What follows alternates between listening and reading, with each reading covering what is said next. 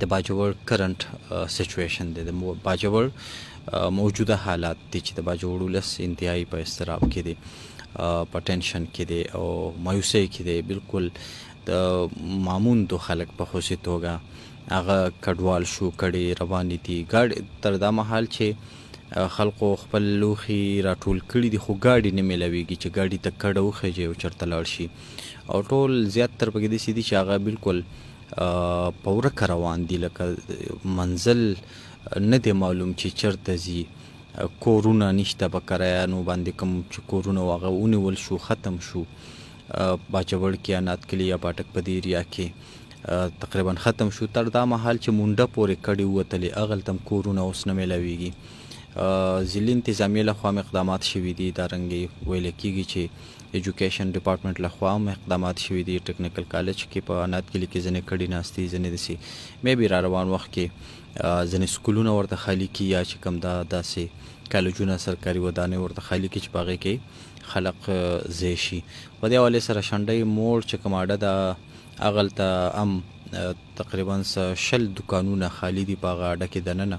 نو دا اډې چې کوم ټیکهدار دی سید باچا بابو صاحب، هغه اعلان کړی چې که څوک داسې وي چې هغه مجبوري ده خلک خامخا ځان په سوري کوي، نو که دغه دکانونو کې څوک اوسېدی شي نو قربان ورته حاضر دي. دارنګې خلک خپل د ایثار دغه کوي، هر څوک خپله د چا بیټک دی جو راځي دې کې اوسېږي، که د چا کور غټ دی جو 2-3 کمرې خالي کوي راځي دې کې اوسېږي. نو د باجوړ په دا وخت کې ډېر زیاته یو خوا خو خلق نقل مکاني کوي، کورونه خالي کوي، انتهایی پریشان دي، زړونه یې چاودلي دي او په چاودلو زړونو روان دي. خو بل خوا ورته رونه خپل ولاړ دي او هغه دغه د ایثار جذبه بیا ژوندی کړې ده. خپل کور ورته خالي کوي، خپل بیټک خالي کوي، دغه رنګې دکانونه خالي کوي او بس دا کوشش کوي چې د خپلو ورونو سره په دې سخته کې ودرېږو. نو دغه خلکو ته مونږ داد ورکوو، خراج تحسین ورته وړاندې کوو، په تاسو مونږ ویاړ کوو، فخر در باندې کوو. دې سره سم چې کوم د نو ریپورټس را روان وو چې ځینې د ګاډو مالکان چې کوم دي نو هغه د خلکو د مجبورۍ نه غلطه فایده اخلي او کرایانې زیاتې اخلي. چې کوم ځای پورې مطلب اوس د معموندو نه د مینې نه څوک کډه راوړي او ښار ته راځي، نو دلته چې که ګاډی 3-4 روپۍ واخلي خو زه مناسب ده، خو که دا 10,000-12,000 روپۍ غواړي نو ظلم دی، زیاتی دی. نو په دې حوالې سره سوشل میډیا باندې پوسټونه روان شوي، هغه خبره ډي سي صاحب په نوټس کې مونږ راوستله. نو اوس راته ډي سي صاحب لخوا چې دی نو دغه وشو چې اے سی ناوګۍ او تحصیلدار ناوګۍ او دغه رنګې تحصیلدار مامون دا یې ځای په ځای ودرولي دي. او چې کوم خلک کډه وړي دا ګاډي والا نه تپوس کوي چې ته د ده نه 100 روپۍ اخلي او بیا واپس دا مالک نه تپوس کوي چې ته ورله 100 روپۍ ورکړې. نو وایي چې دغه کم ریپورټس را روان دي، هغې خلاف هم کاروایي شروع شوې ده. شتې ضمیر پروشه خلک په هر ځای کې وي، په داسې وخت کې چې خلک خپل د خولې روټۍ راخلي، نیمه یې نیمه ځان له خوري، نیمه خپل دغه ورور ته اپر کوي چې راشه پتا سخته ده را سره چې در سره شریک شمه. داسې خلک هم شته، خو داسې هم شته چې هغه وایي یاره دا خو چانس دی او بس د روپو د ګټلو موقع ده. نو الله تعالی دې بس په تاسو رحم وکړي چې تاسو په دا وخت کې هم د خلکو د مجبورۍ نه غلطه پیدا اخلئ او دې ته هم تاسو چانس وایي. نو ډېره د افسوس خبره ده، ډېره د افسوس خبره ده. خو الله تعالی هر څه ویني، هغه په هر څه عالم دی، هغه ویني اوري او د دې سزا هم ورکوي. الله تعالی یو داسې نظام جوړ دی چې هغې کې سزا شته. نو دا چې کم خلق تاسو چا سره ظلم زیاتی کوي، په دې خبره یقین وساتئ چې دې سزا به الله تعالی تاسو ته درکوي. دا خلک خو مجبوره دي، 15,000 روپو په ځای ته 10,000 اخلی کېدای شي در به کې مجبوري ده، بله لار ورسره نشته، چا نه به یې قرضۍ درکوي به. خو که دا ته ورسره زیاتی کوې نو دا پکړ د الله تعالی به ډېر شدید وي چې ته کله به تا رانیسي. د خدای تعالی بندګانو په داسې وخت کې صرف د تیلو روپۍ که ستاسو وس نه کېږي بیخي، نو صرف د تیلو روپۍ د خلکو نه واخلئ. دا داسې وخت دی چې تا ګاډی ډاټسن د یو ځای نه بل ځای ته بوځي او 1,000 روپو تیل سوځي، نو هغه 1,000 روپۍ ته واخله چې مونږ ومنو چې او ته انسان یې، تا کې انسانیت دی، ته باجوړی، ته پښتون یې او تا کې پښتونوالي ده او ته د خپل ولس په درد دردمن یې. خو که ته ترې 1,000 په ځای ګاډی د تیل د 1,000 روپو سوځوي او ته ترې 15,000 غواړي، دا ظلم دی، زیاتی دی. اول خو د الله تعالی نه ویرېږه او بیا چې کوم دی نو د دغه خلقو ته لږ وګوره، دا حال په تا هم راتلی شي، بیا به ته څه کې.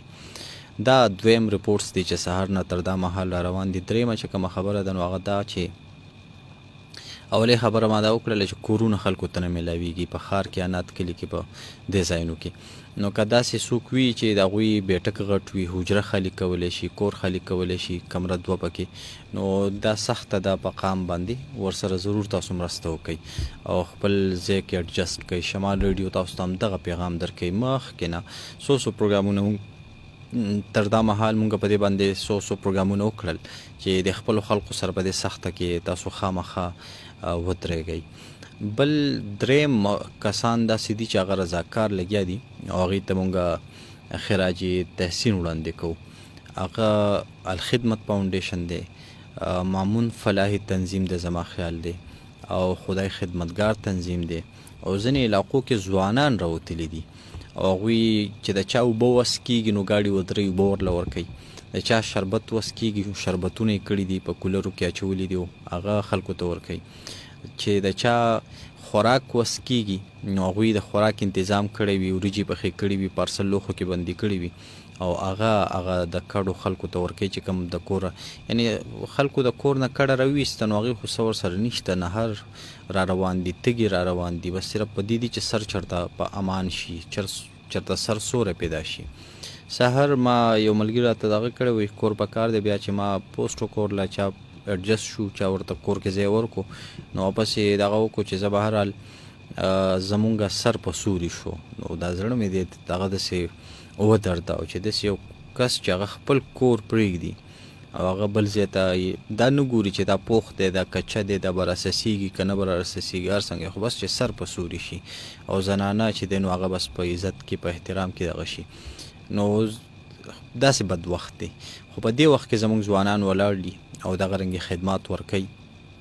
نو دغه ځوانانو ته ویاړ در باندې کوو، فخر در باندې کوو، تکړه شئ. الله تعالی مو دغه اوسه پورې چې څه کړي دا مو الله تعالی قبول که، نور هم الله تعالی تاسو ته طاقت درکړه چې دغه رنګې تاسو په دا سخته کې د خلکو ته ودرېږئ. او اخیره کې زه یو درخواست کوم او بیا راځم کالونو طرف ته. درخواست چې کوم زه سوشل میډیا د غازیانو نه کوم. ما سره د موبایل کې تقریبا 40 یا 50 داسې ویډیوګانې شته دی چې هغې کې کډې پرتې دي په ګاډو کې او خلک روان دي، او ما کله یو راولېږلې دا پوسټ که کله بل ما پوسټ نه کړې، فیسبوک ته مې ونه خېجولې. د هغې وجه دا ده چې په هغې کې زنانه ښکاري. نو زه تاسو ته دا درخواست کوم چې که ماشومان ویډیو کې ښکاري، نارینه ښکاري خیر دی، خو که کومه ویډیو کې زنانه په برقه کې ناسته وي او پته نه لګي زه بیا هم څه جواز جوړ شي خیر دی، خو که داسې زنانه وي چې د هغې مخونه ښکارېږي او تاسو د هغې نه ویډیو کوئ او اپلوډ کوئ نو د خدای خاطر وکړئ، دې کار نه قلار شئ. دا ستاسو کار نه دی. په دا وخت کې تاسو صرف خدمت ته ودرېږئ. دا ویډیوګانې، دا تصویرونه، دا د اخبارونو بیانونه، دا د میډیا بیانونه، دا آواز اوچتول، د دې دپاره اوس نور خلک شته، قومي مشران شته، قبایلي مشران شته، سیاستمداران شته، هغه لګیا دي، جرګې کوي، اوازونه هم اوچتوي، جلسې جلوسونه هم کوي، صحافیان شته، هغه لګیا دي، هغه د اخبار په ذریعه، د میډیا، د ریډیو په ذریعه خبرې کوي، لګیا دي او د قام ستونزه اوچتوي. تاسو صرف دغه یو کار وکړئ چې بس خدمت ته ودرېږئ. که چاله یو ګلاس اوبه ورکولی شئ په لاره کې راوځئ، کولر کېږدوئ، کټ ورسره کېږدوئ او بس ګاډي به ته ودرېږي، یو ګلاس اوبه ورکوئ، دا پیسکئ، ستاسو به دغه وس کېږي. که د شربت وس مو کېږي، شربت کولی شئ، شربت وکئ. که د چای وس مو کېږي، ترمس یې راوباسئ او خلکو ته چای ورکئ. ډېر شي خلک دي چې هغه د خپلو کورونو نه بېځای شو او هغه لا اوس هم د خوراک هم پته نه لګي. دا اوس چې زه پروګرام ته کېناستلم نو یو ملګري راته وایس وکړو، وایي چې دا ټیکنیکل کالج عنایت کلي کې کډې دي تقریبا 8 یا 9 او هغوی د سحر نه تر اوسه پورې څه د خوراک انتظام نه دی شوی. نو داسې خلک شته چې هغه د خوراک انتظام د هغوی نه شوی. نو تاسو په ځای د دې چې د پردو زنانو نه ویډیوګانې کوئ، د بل کار ته کار ووایئ او په دې کې ویډیوګانې وکئ. یعنې تاسو راټول شئ، یو پتیله وریجې پخې کئ چاله او هغې په شاپورو کې بند کئ خیر دی او روانو خلکو له ورکوئ او د هغې نه ویډیو وکئ چې وایي دا مونږ 200 روپۍ راواخیستې او دا 2000 روپۍ ته جوړې شوې او د دې مونږ دا وریجې راوړلې، دا مو کور کې پخې کړې، په دې شاپورو کې مو بندې کړې او د خپلو خویندو له، د خپلو وروڼو له ورکوو. د دې نه ویډیو جوړه کړئ چې نورو خلکو کې دغه رنګې دا قسمه یو ایثار والا جذبه پیدا شي. دا کار به مونږ ستاسو ستایو. خو که تاسو روډ په غاړه ناست یې او هغه ځای نه کډه را روانه ده او زنانه دي برقه کې مخ هغه کېږي، ساه بندېږي او برقه یې اړولې وي، مخ یې ښکاله کړی وي او ته ویډیو کې د خدای نه ویرېږه. دا ډېر بد وخت دی. په داسې وخت کې هم تاسو چې دی نو خپل لایک دپاره، د فالوور دپاره او د ویورز دپاره لګیئ او د خدای تعالی نه یې وویرېږئ. او دا وخت د دې نه دی. د دې په ځای هم دغه بل کار چې مې ورته کوم ووایو دا وکئ، ما ته خپله ویډیو رالیږئ، خپل تصویر رالیږئ، زه به ستاسو تصویر هم اپلوډ کوم او ویډیو به هم اپلوډ کوم. د شمال ریډیو نه به ستاسو دغه چلیږي چې بهی دا په دې پلانکي کلي کې دا ځوانان راوتي وو، د دوی دغه وس کېدو چې 2000 روپۍ د خپل جیبه راواخیستې، سل یو سل بل سل بل او دغه 2000 روپیو یې وریجې پخې کړلې او دا په پتیله کې بند شاپورو کې بندې کړلې او دا دی نه دا د خلکو له ورکوي. مونږ به دا کار ستاسو ستایو. اوس وخت د دغې دی، دا قسمه خدمت ته ملا وتړئ.